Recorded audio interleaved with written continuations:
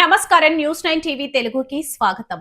SVIMS ambulance మాఫియాపై నిప్పులు చెరుగుతున్న ప్రజా ఆగ్రహం. తిరుపతి కోట్లాది మంది భక్తుల కొంగు బంగారం, కలియుగ దైవం కొలువైన పుణ్యక్షేత్రం. కానీ అదే తిరుపతిలో ఇప్పుడు జరుగుతున్న అంబులెన్స్ మాఫియా ఆగడాలు చూస్తుంటే భక్తి కాదు, ప్రజల్లో భయం పడుతోంది.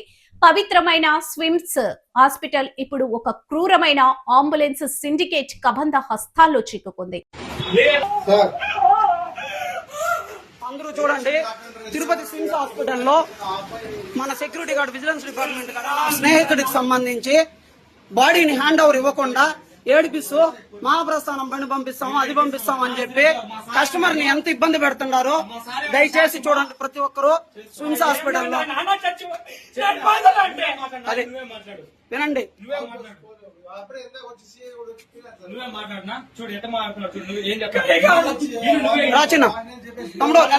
ప్రశ్నించే వాడే లేని చోట అంబులెన్స్ ఇప్పుడు ప్రాణాలు కాపాడే వాహనాలు కావు, పేదవాడిని పీడించే ఆయుధాలుగా మారాయి. అంబులెన్స్ యూనియన్ పేరుతో సాగుతున్న ఈ రౌడీయిజం చట్టాన్ని, వ్యవస్థను అపహాస్యం చేస్తుంది. ఇక్కడ జరుగుతున్న దోపిడీ వింటేనే ఒళ్ళు గగ్గురు పొడుస్తుంది. అసలు విషయం ఏంటంటే, బతుకుదెరువు కోసం వచ్చి ప్రాణాలు కోల్పోయిన పేద కుటుంబాల పరిస్థితి ఏంటి? ఈ బాధిత కుటుంబాలను మీరు అమానుషంగా వేధిస్తున్నారు. అంబులెన్స్ ఛార్జీల పేరుతో లక్షల్లో డిమాండ్ చేస్తున్నారు. అంతటితో ఆగలేదు, డబ్బులు కట్టే వరకు శవం అడుగు బయట పెట్టకూడదు అని ఆర్డర్లేస్తున్నారు.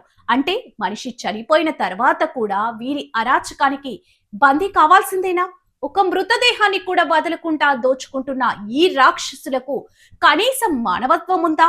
లేక చనిపోయిన వారిపై కూడా వ్యాపారం చేయడమే వీరి వృత్తా? ఈ అంబులెన్స్ మాఫియాకు ఎవరికి అండ ఉంది?